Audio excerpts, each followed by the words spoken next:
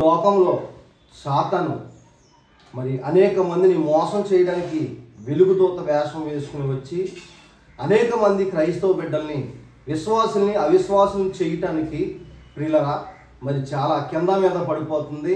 అనేక మందిని అవిశ్వాసులుగా మార్చడం కొరకు ఎన్నో ప్రయత్నాలు జరుగుతున్నాయి. ఆ దేవుడు యేసుక్రీస్తు ప్రభు వారు రెండో రాకడలో వచ్చేటప్పుడు ఎలా జరుగుతుందో, అబద్ధ ప్రవక్తలు ఎలా వస్తారో, అబద్ధపు క్రీస్తు ఎలా వస్తాడో ప్రభువారు ముందే చెప్పాడు. ఒకసారి ఆ మాటను చూసుకుందాం. మత్తయి సువార్త 24వ అధ్యాయం 23వ వచనం. ఆ కాలమందు ఎవడైనను ఇదిగో క్రీస్తు ఎక్కడ ఉన్నాడు, అక్కడ ఉన్నాడు అని చెప్పిన ఎడల నమ్మకుడి. చాలు, ప్రభువారు ముందుగా చెప్పిన మాట, క్రీస్తు ఎక్కడున్నాడో అక్కడున్నాడు అని ఎవరైనా చెప్పిన ఎడల మీరు నమ్మకుడి.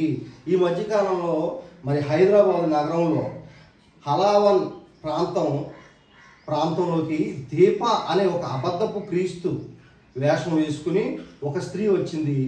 ఆమె యొక్క భర్త పేరు శ్రీనివాస్, ఆమె పేరు దీప. పిల్లరా, ఈమె అనేక మందిని మరి మోసం చేస్తుంది. ఏ విధంగా మోసం చేస్తుంది అంటే, నేనే క్రీస్తుని, రెండో రాకల్లో వచ్చే క్రీస్తుని నేనే అని చెబుతూ, నేను అనేక మంది కేరుబుల మధ్య నుంచి వచ్చాను, దేవదూతల మధ్య నుంచి నేను వచ్చాను, మిమ్మల్ని అందరినీ ప్రేమించాను, నేను నాతో పాటు మిమ్మల్ని అందరినీ పరలోకానికి తీసుకెళ్తాను అని చెప్తుంది.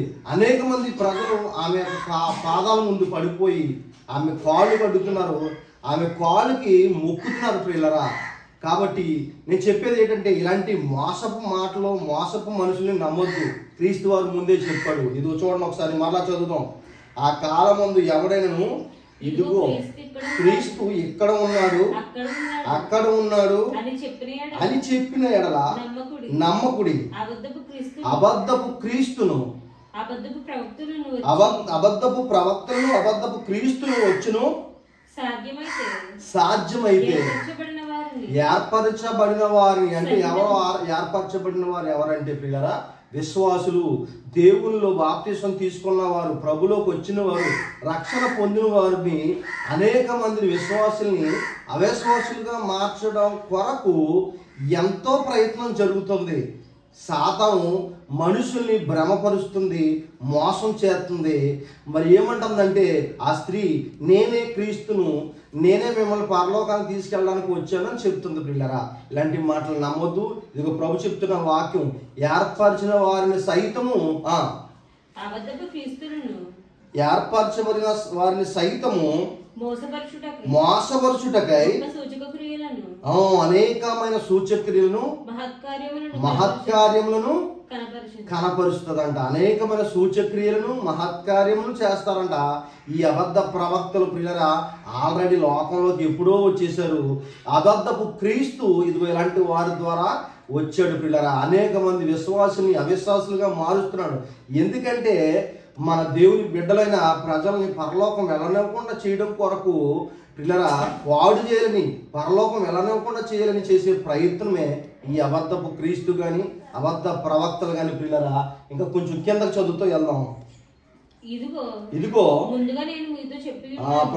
ప్రభు యేసు ప్రభు గారు ముందుగా మనకు చెప్తున్నమాట. ఇదిగో ముందుగా నేను మీతో చెప్పి ఉన్నాను, కాబట్టి ఎవడైనను ఇదిగో అరణ్యములో ఉన్నాడని మీతో చెప్పినను వెళ్ళకుడి. ఇదిగో లోపల గదిలో ఉన్నాడన్నా గాని చెప్పినా గాని నమ్మకుడి. మెరుపు తూర్పున పుట్టి ప్రభు రాకడ ఎలా ఉంటుందో పిల్లలు చెప్తున్నాడు. చూడండి, అప్పుడప్పుడు ఉరుములు ఊరి పిడుగులు పడుతున్నప్పుడు ఎంత మరి ఆకాశంలో శబ్దంతో వచ్చి అనేక మంది ప్రజలు చెవులు మూసుకునేంత పరిస్థితి వస్తుంది. చూడండి, పిడుగులు పడినప్పుడు, ఉరుములు ఉన్నప్పుడు ఎంత భయంకరంగా ఉంటుందో లోకం, అలా ఉంటుందన్న ప్రభు రాకడ. కాబట్టి క్రీస్తు అక్కడున్నాడు, ఎక్కడున్న అబద్ధ ప్రవక్తలు చెప్పిన అబద్ధపు క్రీస్తు వచ్చినా మీరు నమ్మొద్దని ప్రభు వారు ముందుగా చెప్తున్నాడు. ఆయన వచ్చేటప్పుడు ఒక సూచక్రియ జరుగుతుందంట. ఆ ఏంటంటే అది మెరుపు తూర్పున పుట్టి పరమటి వరకు ఎలాగూ కనపడినో అలాగూ మనిషి కుమారుని యొక్క రాకడ అలాగూ ఉండును. చాలు ప్రియులరా, మనిషి కుమారుని రాకడ గురించి ప్రభువారు కొన్ని సూచనలు చెప్పాడు మనకి. కాబట్టి ఈ లోకపు దేవత అవిశ్వాసుల యొక్క మనోనేత్రానికి గుడ్డితనాన్ని కలగజేస్తుందంట. క్రీస్తు యొక్క స్వరూపం అంటే వాక్యాన్ని కనపరచకుండా, క్రీస్తు సువార్త ప్రకాశింపనివ్వకుండా ఈ లోకపు దేవత అడ్డుకుంటుంది పిల్లరా. మనుషులు మనోనేత్రానికి అంటే విశ్వాసులకి మనస్సును మూచివేస్తుంది.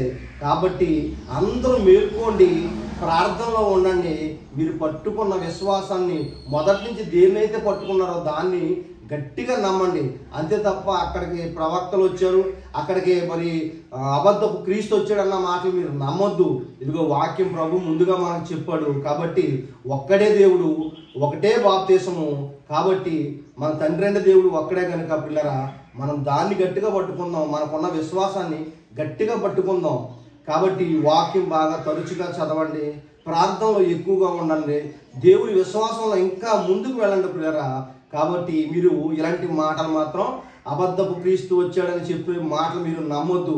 ఆమె దగ్గర చాలామంది భక్తులు ఉన్నారు, చాలామంది విశ్వాసులు ఆమె దగ్గర అవిశ్వాసం చేసుకుని కాళ్ళ దగ్గర పెట్టుకుంది. ఆమె కాళ్ళు మొక్కుతున్నారు, కాళ్ళు కడుగుతున్నారు పిల్లరా. కాబట్టి ఇలాంటి పనులు మీరు చేయొద్దు. వాక్యంలో ఎక్కువగా ఉండండి, ప్రార్థనలో ఎక్కువ ఉండండి. ఈ అబద్ధ ప్రవక్తలు అబద్ధపు క్రీస్తు ఎలా మోసం చేస్తున్నారో ప్రజల్ని ఒకసారి ఈ స్క్రీన్ పై ఒకసారి చూద్దాం. అసలే కొనుకను నిద్రపోను, కానీ హృదయంలో వేషధారణతో ఉన్న వాళ్ళని చూసి దుఃఖము. ఆ కాలంలోనూ కన్నీరు కార్చాను, భూమి మీదకి వచ్చాక కన్నీరు కార్చాను, ఇప్పుడు ఇక్కడికి వచ్చాక ఇంక ఏమివ్వాలి చెప్పు? ఏమివ్వాలి? సరిపోలేదా ఈ కరోనా? ఇస్తా.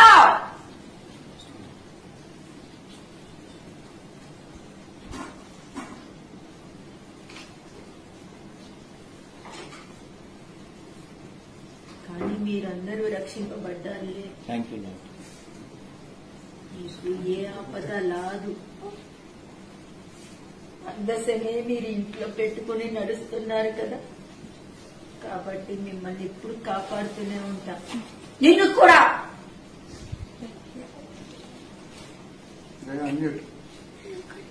భయపడకు. నేనే కదా, ఎందుకు భయపడతావు? నేను మాట్లాడాలని ఎదురు చూస్తాం, మాట్లాడితే భయపడతావేమి సుమి? భయపడకు, సరేనా? నేనున్నాను కదా నీకు, ఎందుకు భయపడతావు? నువ్వు ఉన్న దేశంలో ఎవరి దగ్గర లేకపోయినా నీ దగ్గర ఉన్నానని సంతోషపడు సుమి.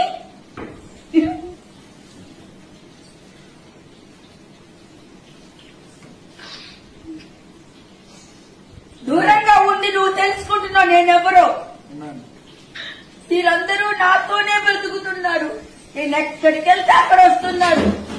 కానీ నన్ను ఎదురుకుండా పెట్టుకుని కూడా వ్యభిచారం చేసే వాళ్ళందరూ వచ్చి వేషధారులతో ఉండి నన్ను దుఃఖ పెడుతున్నారు. మనిషిని చూస్తున్నట్టు చూస్తున్నారు, మనిషి ఆలోచనతో నా ముందు నుంచుని మాట్లాడుతున్నారు వాళ్ళు.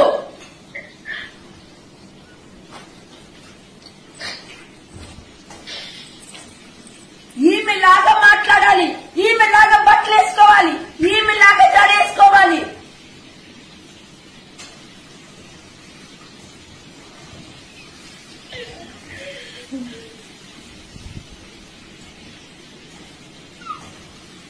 పరలోకంలో ఎలా ఉండాలో తెలుసా? మహిమతోను, దేవదూతలతోను, కెరూబులతోను, స్వరూబులతోను పరిశుద్ధుడు పరిశుద్ధుడు పరిశుద్ధుడు అని దివారాత్రులు వాళ్ళు ధ్యానిస్తూనే ఉంటారు. వారు ఇప్పుడు ఇక్కడే ఉన్నారులే. వారు దైవ జ్ఞానాన్ని చూడాలని ఆకాశం నుండి వాళ్ళు పరలోకం నుండి తొంగి చూస్తున్నారు. కానీ వీళ్ళు లోక జ్ఞానంతో ఉన్నారే, వాళ్ళకి ఏ జ్ఞానం చూపించాలి ఇప్పుడు?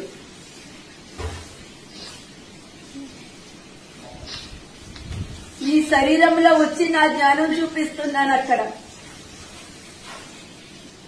ఈ పని కూడా మేమే కిందకు వచ్చి మేమే శరీరంలోకి ఉండి మేమే మా జ్ఞానం చూపిస్తే దేవదూతలు చూస్తున్నారు.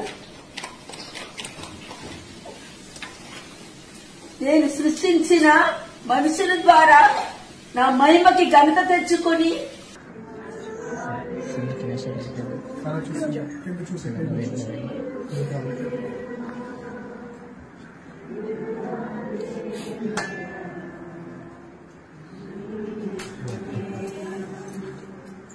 మీరందరూ వచ్చి నా పాదములు ముట్టిరండి.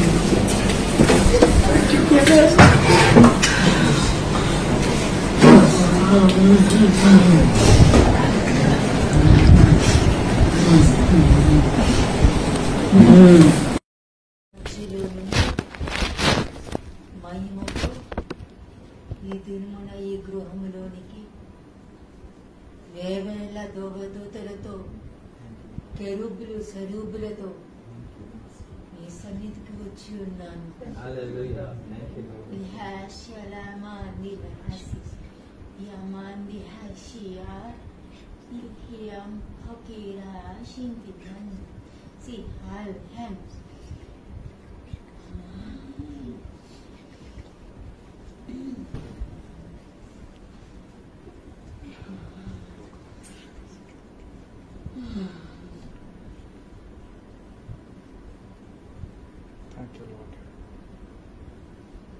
ఆకాశ పరిధిని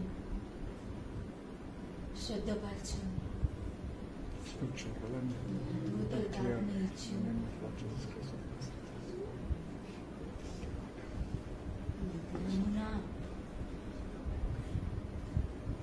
ఒక్క నా కుమారుడే కాదు,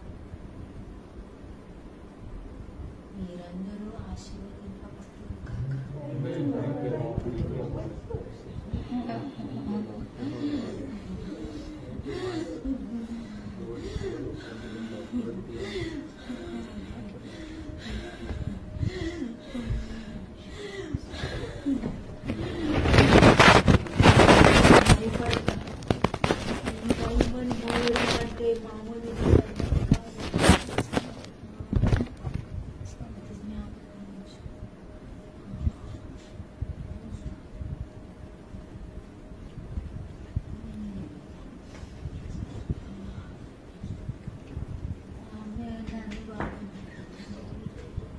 ఏడు ఆత్మలు కలిగిన వాడను, 7 నక్షత్రములు కలిగిన వాడను, 7 ఆయుధములు కలిగిన వాడను. ఈరోజు పర్వతము మీద నుండి వేల దూతలతోనూ నిబంధన మందసము నుండి దిగి వచ్చి ఉన్నాను.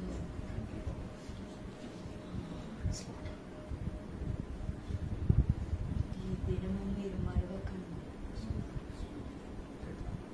ఇది మరవలేని దినము. మోషేకి ఆజ్ఞ ఇచ్చినట్టు మీ అందరికీ ఆజ్ఞ ఇస్తున్నాను.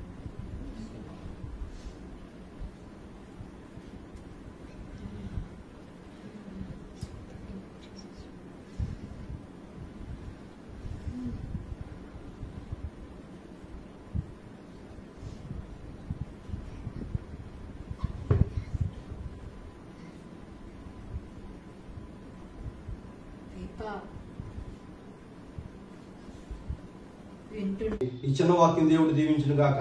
అందరికీ వందనాలు.